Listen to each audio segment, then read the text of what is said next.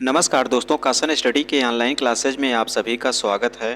दोस्तों, जैसा कि आप सभी को मालूम है कि हाल ही में यूपीपीसीएल टीजी2 का एग्ज़ाम होने वाला है और कंप्यूटर के सेशन में पास होना ज़रूरी है। तो दोस्तों, हम आपके लिए 1000 मोस्ट इम्पॉर्टेंट क्वेश्चन करवा चुके हैं। जो भी दोस्त उस चैनल को ना देखें, उस क्लास को ना देखे हों, उस क्लास को ज़रूर देखें। और यहाँ पर हम ITI इलेक्ट्रीशियन ट्रेड के वेरी इंपॉर्टेंट क्वेश्चन करवा रहे हैं। ये सभी क्वेश्चन प्रीवियस ईयर्स के क्वेश्चन हैं जो पिछले वाले पेपर में पूछे गए हैं। तो चलिए दोस्तों, शुरू करते हैं। आज के सीधे क्वेश्चन पर चलते हैं। आज का हमारा पहला क्वेश्चन कह रहा है कि किस पदार्थ की ताप रेंज न्यूनतम होती है। इसमें ये बताना है कि कौन सा ऐसा पदार्थ है जिसका ताप रेंज न्यूनतम होता है। तो राइट आंसर क्या बताओगे? यूरेका। यूरेका का जो ताप रेंज है वो न्यूनतम होता है, सबसे कम होता है। अगला क्वेश्चन ध्यान देते हैं। अगला क्वेश्चन कह रहा है कि LED का अधिकतम वोल्टेज होती है। LED का अधिकतम वोल्टेज कितना होता है? तो क्या बताओगे कि 8 वोल्ट का होता है। अगला क्वेश्चन ध्यान देते हैं।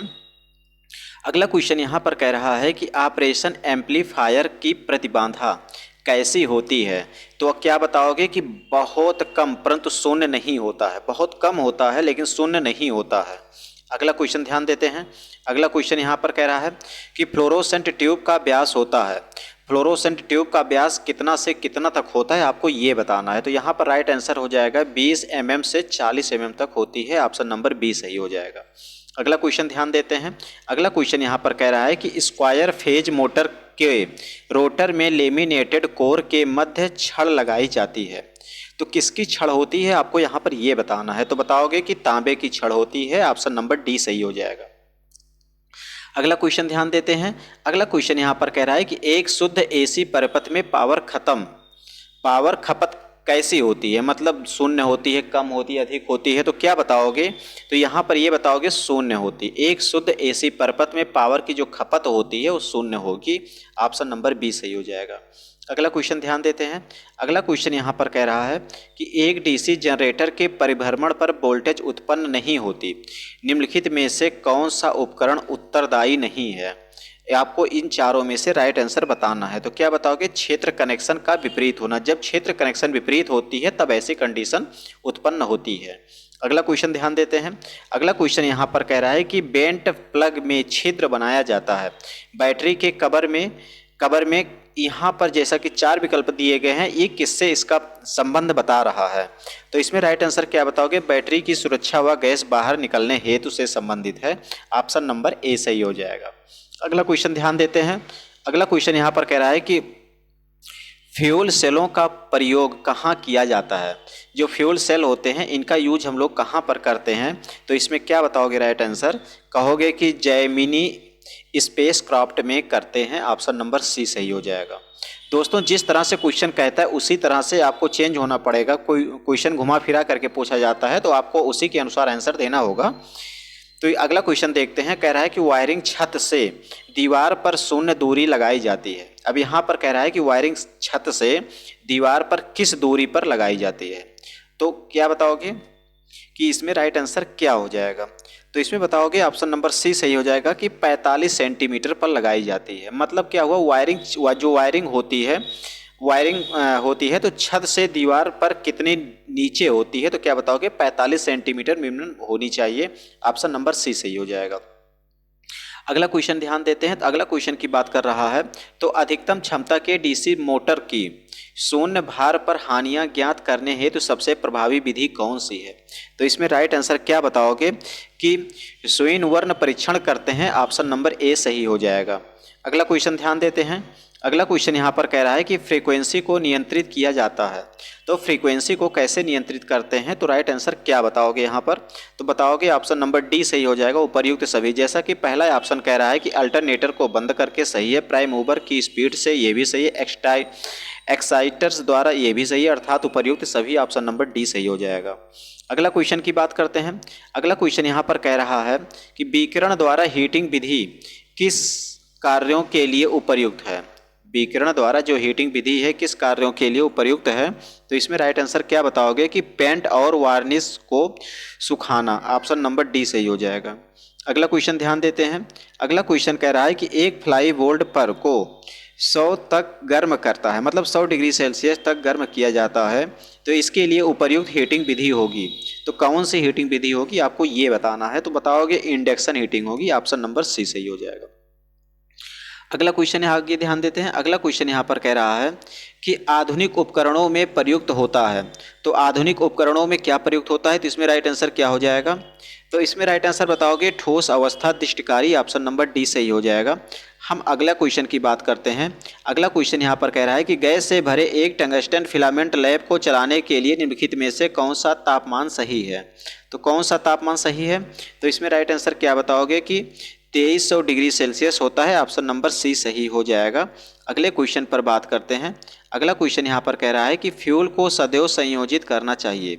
फ्यूल को सदैव संयोजित करना चाहिए, तो किस क्रम में कह रहा है कि संयोजित करेंगे, तो राइट आंसर क्या बताओगे कि जीवित तार के श्रेणी क्रम में, जीवित तार के श्रेणी क्रम में संयोजित करेंगे। अब जैसा दोस्तों क्वेश्चन पूछा जाता है उसी हिसाब से उसका आंसर है, तो उसी हिसाब से हमको बताना भी पड़ता है।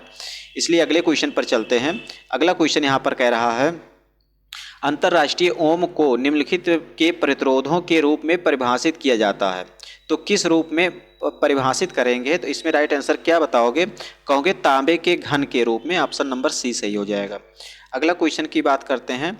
अगला क्वेश्चन यहाँ पर कह रहा है कि एक प्रकार के सर्किट ब्रेकर में कोई भी पुनः मरम्मत करने योग्य भाग नहीं होता। तो कौन सा भाग ऐसा है कि जिसकी मरम्मत नहीं हो सकती है, तो क्या बताओगे मिनिएचर सर्किट ब्रेकर की मरम्मत नहीं हो सकती है। ऑप्शन नंबर डी सही हो जाएगा। अगला क्वेश्चन ध्यान देते हैं। अगला क्वेश्चन यहाँ पर कह रहा है कि चांदी के तार का प्रतिरोध बढ़ता है। तो चांदी के तार का प्रतिरोध बढ़ता है तो किस कारण से बढ़ता है, जैसे त्रिज्या, लंबाई घटने। इसमें जैसा कि 4 विकल्प दिए गए हैं, इसमें राइट आंसर क्या बताओगे कि लंबाई बढ़ने के साथ बढ़ता है।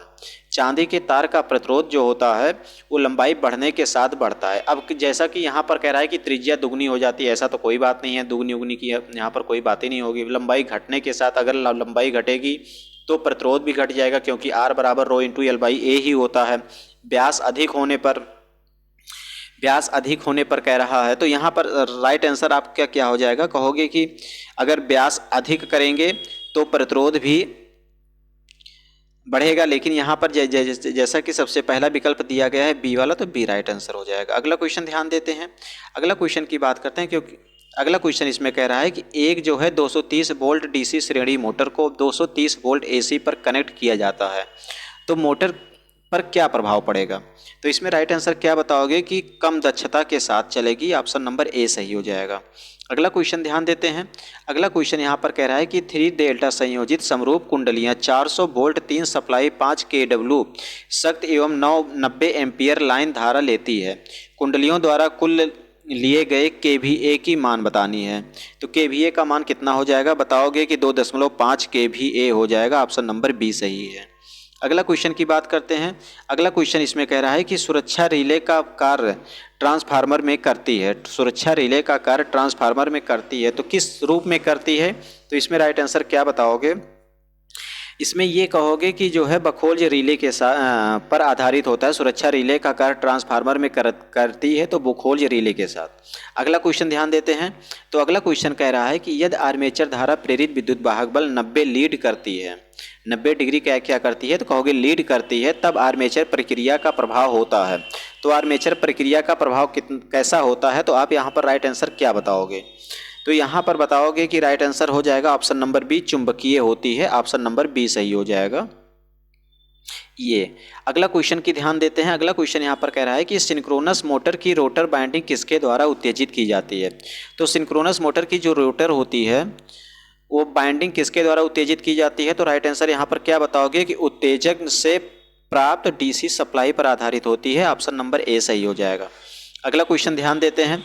अगला क्वेश्चन यहाँ पर कह रहा है कि उच्च वोल्टता वाली डीसी मोटर में प्रयुक्त खांचों की किस्म होगी। तो किस प्रकार के खांचों की किस्म होगी, तो बताओगे खुले प्रकार के डेवलप युक्त होती है। ऑप्शन नंबर डी सही हो जाएगा। अगला क्वेश्चन ध्यान देते हैं। अगला क्वेश्चन यहाँ पर कह रहा है कि light house search light cinema घर प्रोजेक्ट में लैंप काम आता है, तो किस प्रकार से के यूज में आता है, तो क्या बताओगे आर्क लैंप के प्रकार के यूज में आता है। ऑप्शन नंबर बी सही हो जाएगा। अगला क्वेश्चन ध्यान देते हैं दोस्तों। अगला क्वेश्चन यहाँ पर कह रहा है कि कुंडलित तंतु का प्रयोग किया जाता है। तो कुंडली तंतु का प्रयोग किस लैंप में करते हैं? तो इसमें राइट आंसर क्या बताओगे कि गैस पूरित लैंप में करते हैं। ऑप्शन नंबर बी सही हो जाएगा। अगला क्वेश्चन यहाँ पर ध्यान देते हैं। अगला क्वेश्चन यहाँ पर कह रहा है कि मरकरी आर्क दृष्टिकारी में नीली चमक किस कारण से होती है? तो मरकरी आर्क दृष्टिकारी में जो नीली चमक होती है, आपको ये बताना है कि किस कारण से होती है। तो राइट आंसर क्या बताओगे कि आयनीकरण के कारण से होती है। ऑप्शन नंबर ए सही हो जाएगा। अगला क्वेश्चन ध्यान देते हैं। अगला क्वेश्चन यहाँ पर कह रहा है कि टेबल फैन में स्टेटर तथा रोटर के मध्य असमान वायु अंतराल होता है, इसमें हानियां हैं। तो इसमें कौन से प्रकार की हानियां हैं? तो बताओगे कि इसमें जो है मैग्नेटिक हार्निंग होती है। ऑप्शन नंबर बी सही हो जाएगा। अगला क्वेश्चन यहाँ पर ध्यान देते हैं। तो अगला क्वेश्चन यहाँ पर कह रहा है कि 1 ग्राम पानी के तापमान को 1 डिग्री सेल्सियस से वृद्धि करने के लिए वांछित ऊष्मा की मात्रा कितनी होगी? तो ऊष्मा की यहाँ पर मात्रा बतानी है, तो बताओगे 1 कैलोरी होगी। ऑप्शन नंबर ए सही हो जाएगा। अगला क्वेश्चन यहाँ पर ध्यान देते हैं। अगला क्वेश्चन यहाँ पर कह रहा है कि जो ट्रांजिस्टर होती है ये किस प्रकार की होती है? तो इसमें राइट आंसर क्या बताओगे? निम्न धारा एवं निम्न वोल्टेज युक्त होती है। ऑप्शन नंबर बी सही है। अगला क्वेश्चन ध्यान देते हैं। एनपीएन व पीएनपी होते हैं, एनपीएन व पीएनपी होते हैं, तो ये किस प्रकार के होते हैं? तो बताओगे कि ये ट्रांजिस्टर के प्रकार के होते हैं। ऑप्शन नंबर ए सही हो जाएगा। अगला क्वेश्चन यहाँ पर ध्यान देते हैं। अगला क्वेश्चन यहाँ पर कह रहा है कि बिना फ्रीक्वेंसी बदले वोल्टेज व करंट को कम अधिक करने वाले बिना पावर को बदले यंत्र को क्या कहते हैं? मतलब ये किस प्रकार की मोटर होती है, आपको ये बताना है। क्वेश्चन फिर से समझ लीजिए। कह रहा है कि बिना फ्रीक्वेंसी बदले वोल्टेज व करंट को कम अधिक करने वाले यंत्र को कहते हैं। तो क्या कहते हैं? तो बताओगे यहाँ पर राइट आंसर ट्रांसफार्मर कहते हैं। ट्रांसफार्मर भी वोल्टेज को घटाता बढ़ाता रहता है, धारा को कम या अधिक करता रहता है, इसका यही काम ही होता है। अगला क्वेश्चन कह रहा है कि डीसी शंट मोटर्स के भार बढ़ाने पर उनकी गति पर क्या प्रभाव पड़ेगा? तो राइट आंसर क्या बताओगे? लगभग अप्रभावित रहती है, थोड़ा बहुत डिफरेंस आती है बट बहुत कम, मतलब वो अप्रभावित रहती है, कोई प्रभाव नहीं पड़ता, हम ऐसा भी कह सकते हैं। ऑप्शन नंबर ए सही हो जाएगा। अगला क्वेश्चन यहाँ पर कह रहा है कि 3 पॉइंट स्टार्टर में स्टैंडर्ड्स बने होते हैं, तो किसके बने होते हैं? तो इसमें राइट आंसर क्या बताओगे? कहोगे कठोर पीतल के बने होते हैं। ऑप्शन नंबर सी सही हो जाएगा। अगला क्वेश्चन की बात करते हैं। कह रहा है कि चुंबकीय फ्लक्स की इकाई क्या होती है? आपको चुंबकीय फ्लक्स की इकाई बतानी है, तो बताओगे वेबर होती है। चुंबकीय फ्लक्स की इकाई क्या होती है? बताओगे वेबर होती है। ऑप्शन नंबर बी सही हो जाएगा। अगला क्वेश्चन की बात करते हैं। अगला क्वेश्चन यहाँ पर कह रहा है कि एक चुंबकीय परिपथ का ईएमएफ परिपथ में संगत होता है, तो किस प्रकार की संगत होती है? तो राइट आंसर क्या बताओगे? विद्युत वाहक बल के संगत होती है। ऑप्शन नंबर ए सही हो जाएगा। अगला क्वेश्चन की बात करते हैं। अगला क्वेश्चन यहाँ पर कह रहा है कि स्टे वायर तथा अर्थिंग हेतु तार लगाए जाते हैं, तो किस प्रकार के तार होते हैं? तो क्या बताओगे? तांबे के तार होते हैं। ऑप्शन नंबर बी सही हो जाएगा। अगला क्वेश्चन की बात करते हैं। अगला क्वेश्चन यहाँ पर कह रहा है कि विभवांतर होता है, तो विभवांतर होता है तो किस प्रकार का होता है? तो आप राइट आंसर यहाँ पर क्या दोगे? कहोगे कि 2 बिंदुओं के मध्य धारक का अंतर जो होता है वही विभवांतर कहलाता है। अर्थात 2 बिंदुओं के मध्य धारा का अंतर क्या कहलाता है? विभवांतर कहलाता है। ऑप्शन नंबर सी सही हो जाएगा। अगला क्वेश्चन दोस्तों आपको होमवर्क के लिए दिया जा रहा है और इस क्वेश्चन का आंसर आप लोग कमेंट बॉक्स में जरूर बताएं। इसमें कह रहा है KitKat fuse over headline insulator बनाए जाते हैं, तो ये बताना है किस चीज़ के बनाए जाते हैं। तो अभी तक जो भी दोस्त चैनल को सब्सक्राइब नहीं किए हैं, चैनल को सब्सक्राइब कर लें और अगर ये क्लासेज आपको पसंद आता है तो लाइक ज़रूर करिएगा। इसी के साथ में ये सेशन यहीं पर समाप्त करते हैं। अगले सेशन में पुनः मिलेंगे।